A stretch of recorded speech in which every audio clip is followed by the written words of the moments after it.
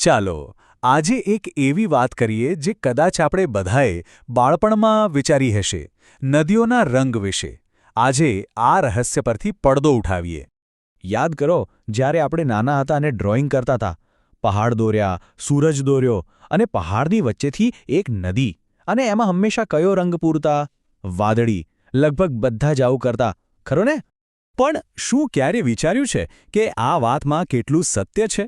શું દુનિયાની બધી નદીઓ ખરેખર વાદળી જ હોય છે? ચાલો આજે આ જ માન્યતાને તોડીએ અને જોઈએ કે નદીઓના અસલી રંગો કેવા હોય છે.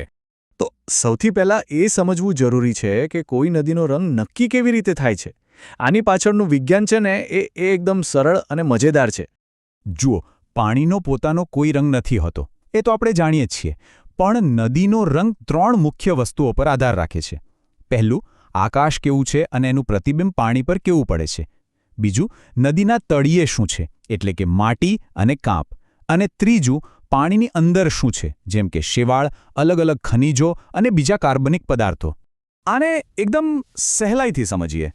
ધારો કે આકાશ એકદમ સાફ, ભૂરું છે, તો એનું પ્રતિબિંબ પાણીને વાદળી દેખાડશે. પણ એ જ પાણીમાં જો વરસાદ પછી કાદવ અને માટી ભળી જાય, તો બસ નદી તરત જ કથ્થઈ કે પીળા રંગની દેખાવા લાગશે. ચાલો હવે તમને એક એવી જગ્યાએ લઈ જાઉં જે ખરેખર કુદરતનો એક જાદુ છે. દુનિયાની સૌથી સુંદર નદીની મુલાકાત માટે તૈયાર થઈ જાઓ. જી હા, તમે બરાબર વાંચ્યું. આ નદીને લોકો લિક્વિડ રેઇનબો એટલે કે પ્રવાહી મેઘધનુષ્યના નામે ઓળખે છે. અને આ નામ જ બધું કહી દે છે, નહીં? 5 આ નંબર કેમ? આ આંકડા પાછળ જ તો આખી નદીનું રહસ્ય છુપાયેલું છે. તો આ રહ્યું રહસ્ય. આપણે વાત કરી રહ્યા છીએ કોલંબિયાની કેનો ક્રિસ્ટલ્સ નદીની.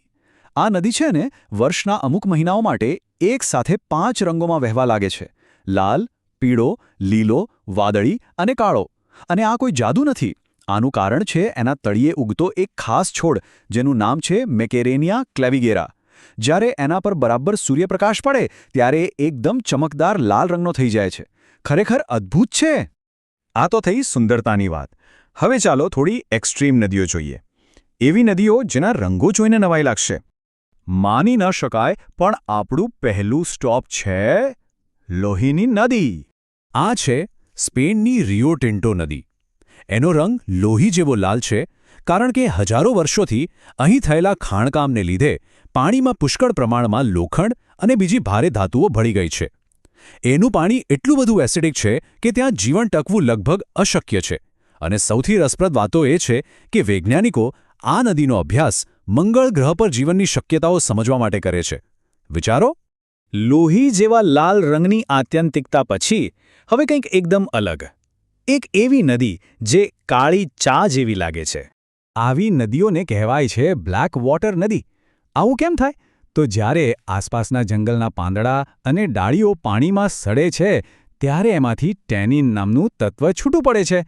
બસ આ જ ટેનિન પાણીને ઘેરો કાળો રંગ આપી દે છે. અને આનું સૌથી મોટું અને પ્રખ્યાત ઉદાહરણ છે એમેઝોનના જંગલોમાં વહેતી રિયો નેગ્રો. આ દુનિયાની સૌથી મોટી બ્લેક વોટર નદી છે. કરોડો ટન સડેલા પાંદડા એના પાણીને કુદરતી રીતે જ આવો કાળો રંગ આપે છે. સારું, ચાલો હવે ફટાફટ નદીઓ વિશેના કેટલાક એવા ફેક્ટ્સ જાણીએ જે સાંભળીને મજા પડી જશે. આ એક એવી વાત છે જેમાં ઘણા લોકો ભૂલ કરે છે. યાદ રાખજો, દુનિયાની સૌથી લાંબી નદી પૂછે તો એ નાઇલ છે. પણ જો પૂછે કે કઈ નદીમાં પાણીનો જથ્થો સૌથી વધુ છે, એટલે કે સૌથી મોટી નદી કઈ, તો જવાબ છે એમેઝોન. અને આ તો ખરેખર મજેદાર છે. ભારતમાં મોટાભાગની નદીઓ પૂર્વ તરફ વહીને બંગાળની ખાડીમાં મળે છે. પણ નર્મદા અને તાપી, આ 2 મોટી નદીઓ એવી છે જે ઊંધી દિશામાં એટલે કે પશ્ચિમ તરફ વહીને અરબી સમુદ્રમાં મળે છે. 90 ડિગ્રી સેલ્સિયસ! જરા વિચારો, આટલું ગરમ પાણી! આ કોઈ બાથરૂમના ગીઝરનું તાપમાન નથી, આ એક આખી નદીનું તાપમાન છે. જી હા, આ સાચું છે. પેરુના એમેઝોન જંગલમાં શનાઈ ટિમ્પિશ્કા નામની એક નદી છે જેનું પાણી કુદરતી રીતે જ ઉકળે છે. એનું તાપમાન 90 ડિગ્રી સુધી પહોંચી જાય છે. ખરેખર અવિશ્વસનીય. આ બધી અજાયબીઓ જોયા પછી એક વાત તો સાફ છે: નદીઓ માત્ર પાણીનો વહેતો પ્રવાહ નથી.